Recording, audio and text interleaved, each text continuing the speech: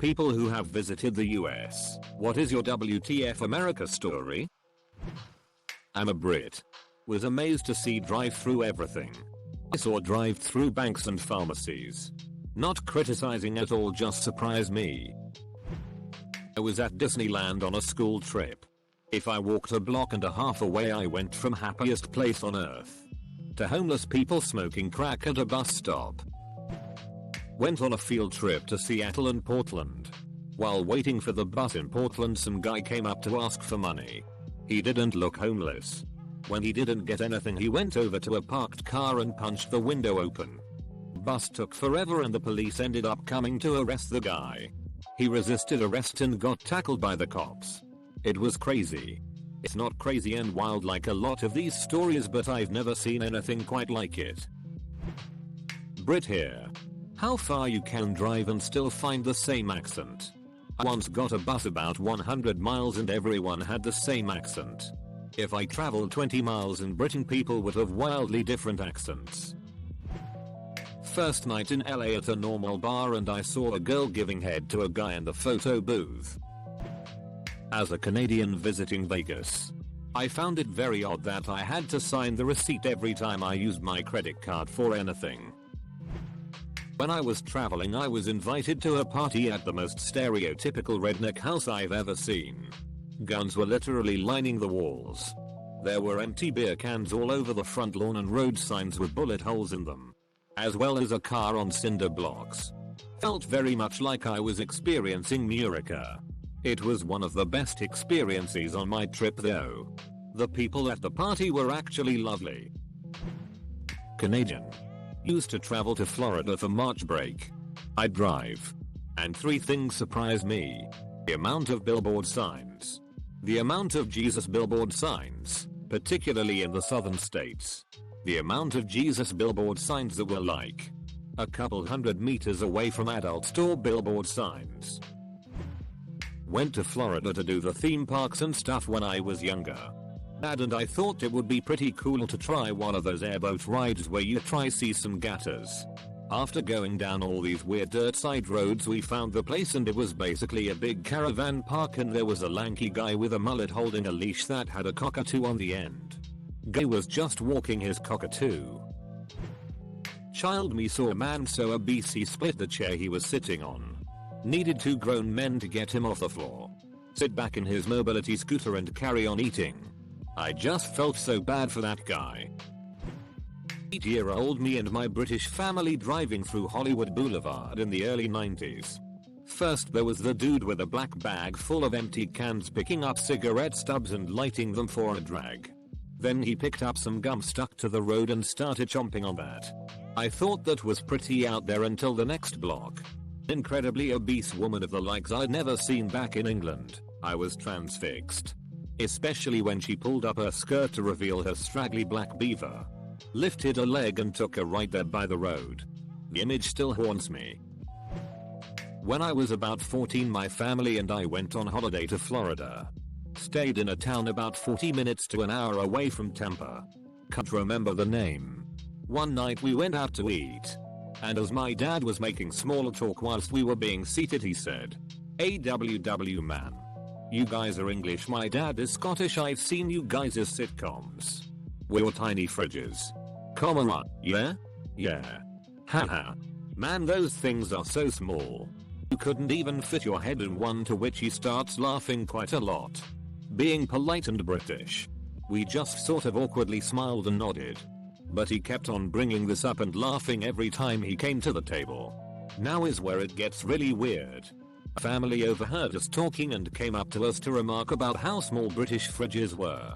And as we were leaving, another employee and a woman stopped us again to ask us about why our fridges were so small. Seriously? Floridians, is this a stereotype that British people have small fridges? It has totally mystified us for 14 years. It's become a running joke in our family.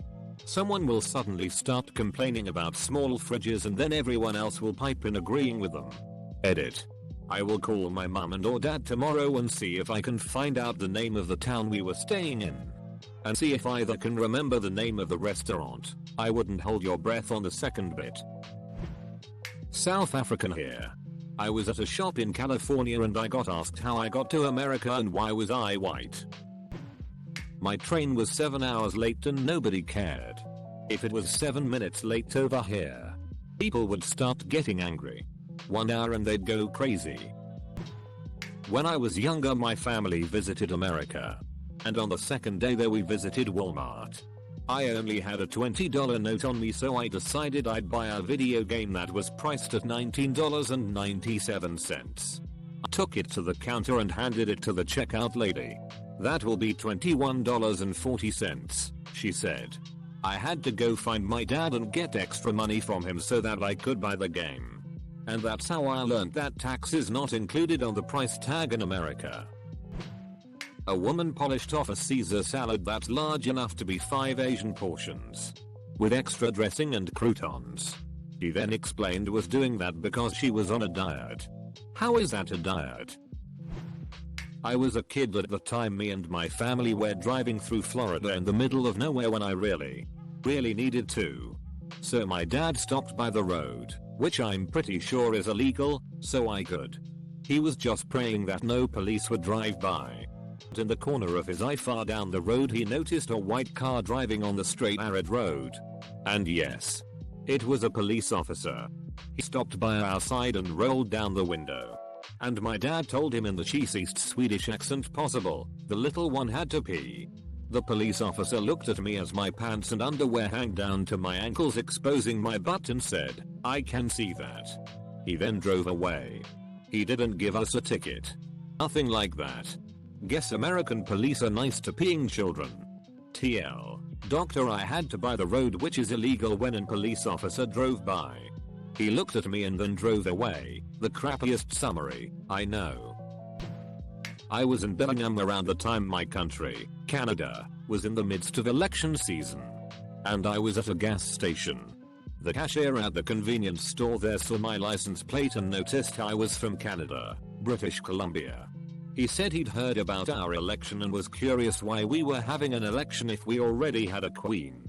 I was disappointed and impressed, seeing as he seemed to be aware of our constitutional monarchy, but knew nothing else of our governing system. It was a subtle WTF. But still. I'm glad my tale of Bellingham has sparked such varied conversations. British here. I spent a summer working at a summer camp in Michigan.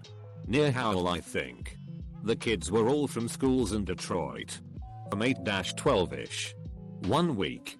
On the second to last night, the boys in the youngest cabin started a fighter club, which ended with a trip to hospital and 2 counselors cleaning up a pool of blood. These kids had literally been beating the crap out of each other. Their black eyes and bruises the next morning, and one child was missing a tooth. Oh, and the other thing was a drive-through bank. Seriously, WTF. Ordering a large root beer at a Burger King. I didn't get a big cup. I got a damned pitcher. Do till moments in the USA count? From the UK. And did the classic 5 nights in New York thing. To be honest, loved it like no other vacation. Our city builders really did a great job recreating the feel of GTA IV. Anyway, WTF till moment was visiting Ellis Island. Whoa. If people think immigrants today were treated badly, basically anyone arriving first class got a free pass into Murica and a slap on the back. Third class got stripped of their luggage, subjected to horrible medical tests, and families were routinely broken up. Didn't like the look of grandma after a 10-second check. Well, she's on the next boat back to Ireland. And if the rest of the family didn't like it, they could go with her or leave her to the wolves and stay in the USA. So that seemed pretty harsh. On the plus side, you guys have a lot of pancakes for breakfast, so it about evens out. I'm from Germany. Arrived at San Francisco after a long flight. We find a nice diner to get something to eat. We sit down and talk, obviously in German. The waitress comes to our table and asks if we were speaking Korean or Chinese. Good first impression, America. I still come back regularly. I met so many nice people and I can't get enough of the landscapes. We were driving down from Canada. At one point, we needed to stop for gas. So we pull into this one gas station. It's kinda run down. In fact, the whole neighborhood is kinda run down. The gas station isn't exactly the nicest place. Gas is gas. My dad gets out and goes to pump it and the owner walks over. He's this black guy. Kinda on the older side. He tells my dad in the nicest, most polite way he can that my dad actually wants to go to the gas station down the street. My dad asks what gas station down the street. The owner says the one by the arches. My dad shrugs, gets back in the car, and starts driving. Soon enough, it's clear what the guy meant. Meant the McDonald arches. As soon as we pass those, the streets are nicer and the stores and houses look a bit better too. We get gas and head on our way. The black guy was telling my white family to shop in the better maintained white part of town, other than the poorly maintained black part of town. Oh my god. You Canadian. That's so cool. Can we have a picture with you? I've never met one before. Do you speak American and Canadian? You speak so well. I like your accent. I love you, my American friends. You make me feel more incredible than I actually am.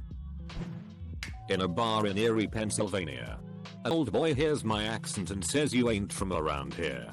"No, I'm from England." "Oh. Okay. Out of state." Walking into Walmart. The end. Canadian here. Like 10 years ago. Crossed the border to go to the Niagara Fashion Outlet Mall with a few friends. Hungry and hungover, we decided to eat at the first place we saw from the highway. 1-2 mile later we pull into the parking lot of the Old Country Buffet. We load up our plates and sit down. As I'm eating, I see this 400 lb plus guy sitting at a table placed very close to the serving trays.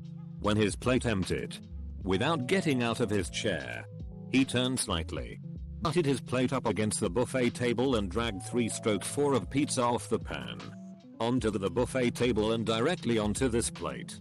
He turned right around and kept on eating like it was nothing. Creepily religious towns where Jesus is painted on the side of a shoe store and they give out Jesus pamphlets with your new shoes. An entire town. All Jesus dub. Like, calm down. Edit. And I'm only from Canada. Right next door. I've never seen anything like this in Canada. Brit here. A billion years ago. Okay. 1981. I dated a girl, Julie, who ended up being sent to Bob Jones University in South Carolina by her missionary parents as I was deemed to be a bad influence because I was into heavy rock, Rainbow, Deep Purple, etc., and motorcycles. I used to call every weekend.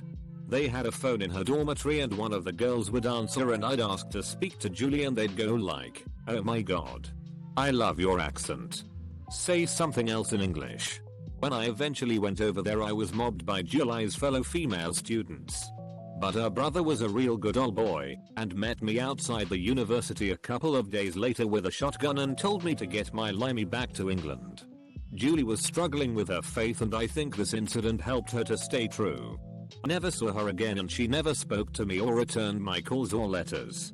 I still think about her every week. I went to a donut place, shop, restaurant, to get coffee and a donut. This was in Chicago. I don't remember where exactly. Somewhere up around Wrigley Field. This police cruiser pulls up, leaning heavily over on its left wheels. An enormous woman cop got out, in uniform, on her hip. The works. And the cruiser righted itself.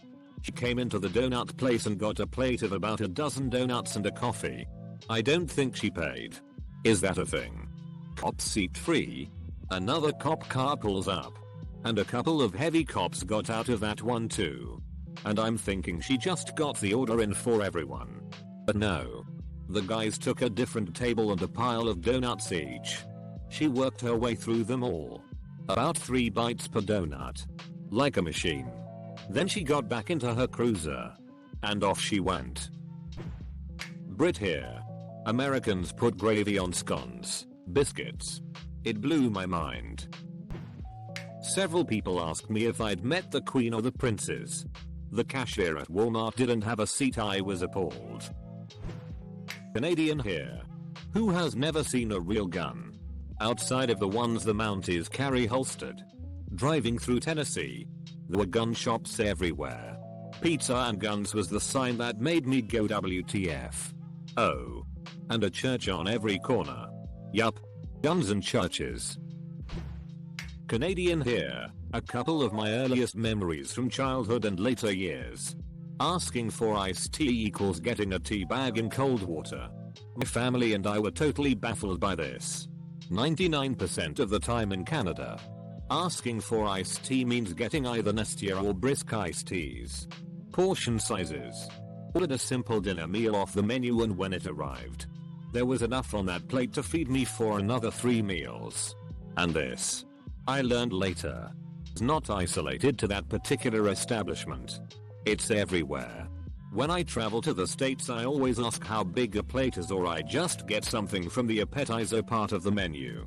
Not really a WTF, but it's stunning to go from the Canadian side to the US side and flags just sprout up everywhere. Edit. The iced tea incident transpired at least 15 years ago. At the time we thought it was standard, and given that it happened at a Wendy's, more than a little confusing. Most restaurants carry sweetened iced tea now, but I recall specifically asking for sweetened iced tea for years after to make sure the incident didn't repeat itself. Edit 2. I know I can take leftovers home with me, but when you're traveling, hauling that around isn't fun and sometimes isn't even possible. I also don't like wasting food and would be loath to throw it away, so I prefer to have a smaller portion when I can. I make better choices that way anyway.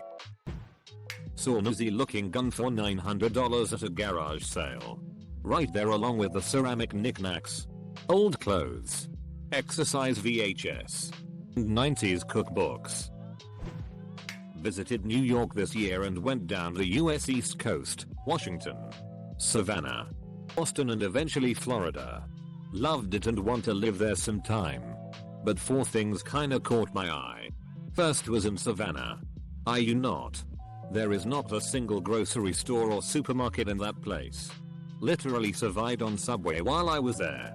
Second was in Florida. Saw a load of alligators in a lagoon type thing. And some bloke was just fishing there, literally about 5 meters from them at their level. Weird. And although they're famous, while in New York there was the topless girls in Times Square, I knew of them, but in the UK I had just never seen that, so it wasn't a WTF moment, but a surprising one nonetheless. Also saw the fattest person I've ever seen in my life there. Felt bad for them. As a Canadian, I was absolutely shocked by the amount of homeless people I encountered. I tried to donate to as many as I could, but geez, there were so many. I hope they find a way to get back on their feet. It's too cold to be outside with no shelter. Edit. I don't know what I said wrong, but suddenly my inbox is filled with very hostile messages. I'm sorry. Canadian here. I was at a Boston bus station. Some random dude said to me, "I'll race ya," as I was making my way up the escalator. Like, WTF. But late, but oh well. I went to Florida with my dad and brothers for 3 weeks. We spent the first week in Disney before venturing out into the wild world of Florida. On our first day outside of Disney World, we booked into a Motel 5. Being 4 gormless Brits, we didn't realize this was our first mistake. First attempt to venture out to Orlando led us to the wrong motel. After the staff pointed this out to us, we were on the road again. Thankful we weren't staying in that shithole, because it looked like a drug den. Unfortunately, the other was far worse. Between the family smoking crack in the car park to the bouncer in the lobby, it didn't seem pleasant, but it was very cheap. Undeterred, we got our key, found our room, and with bags in hands we unlocked the door and swung it open to find 2 half-naked, huge Americans sat on our beds eating tacos. Kindly gent was quick to tell us wrong door. Blew up there before realizing us having a key to their room meant they had no functional key. The wife's reassurance that it happens all the time was not reassuring. Turned out we were next door. We got our bags again, opened the door, clicked on the light, and watched as the roaches scattered. The room smelt of death, and my younger brother burst into tears. With the door open and our taco-loving friends next door, the crack family downstairs off their tits, he couldn't help but scream, "How do people live here?" He couldn't stop crying in the room. The provided air freshener did not help things. My dad finally accepted that we couldn't stay here if my brother couldn't stop crying. We managed to get our money back somehow and moved onwards to the coast. We eventually made it from Orlando all the way to Key West by car and back again. And while there were a few more stories, nothing was quote as eventful as our first day in America outside of the imaginary world of Walt Disney. I went to Applebee's. Mistake number 1, I guess. I was then served by a nice young lady called Brittany who asked me with a serious face if we have trees in Scotland.